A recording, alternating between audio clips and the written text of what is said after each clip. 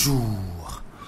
Les avocats de Khalifa Sall ont décidé d'internationaliser le dossier de leurs clients, nous dit l'AS. Ils vont saisir la Cour de justice de la CEDEAO. Ils ont espoir que les juridictions internationales vont condamner l'État du Sénégal qui, selon eux, viole les droits de leurs clients. Selon l'AS toujours, Barthélémy Diaz sera au département d'État des États-Unis pour vilipender Macky Sall. Mais selon Vox Populi, la libération du maire de Dakar vire également à la mystique.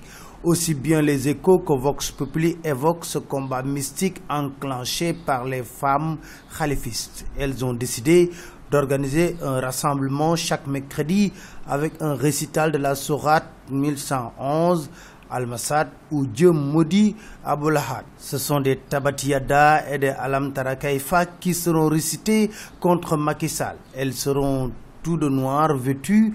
Dans les Échos, Bamba Fall en colère avertit: si d'ici à la fin du mois Khalifa n'est pas libéré, nous nous ferons entendre.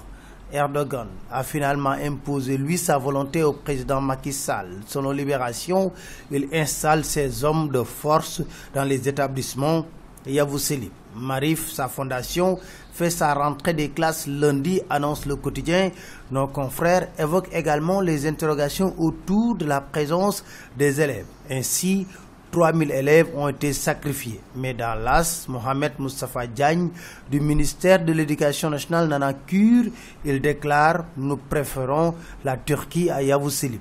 Le Témoin évoque un autre scandale. SHS, un fleuron dans le handling, a été poignardé par l'État dans le cadre de l'ouverture de l'aéroport international Blaise Diagne.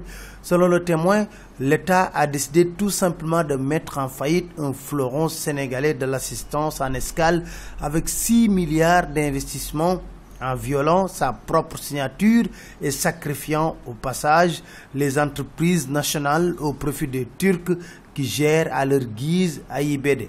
Budget 2018, enquête revient sur les chiffres clés. Le budget 2018 est arrêté à 3709 milliards de francs CFA. La dette publique est de 5827 milliards. Sur ce point, souligne enquête, la Banque mondiale tire la sonnette d'alarme. En 2018, l'État mise sur un taux de croissance de l'ordre de 7%.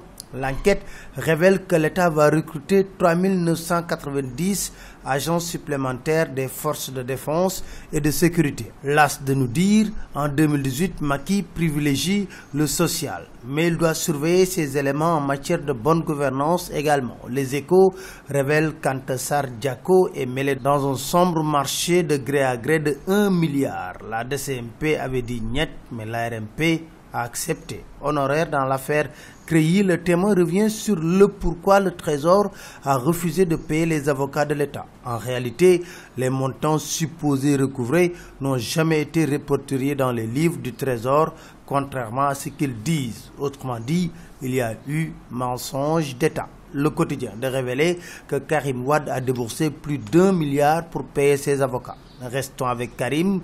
Selon Vox Populi, son père, en visite à Keur Massar, a remis en selle les karimistes. C'était tout, merci. Très bonne lecture à tous.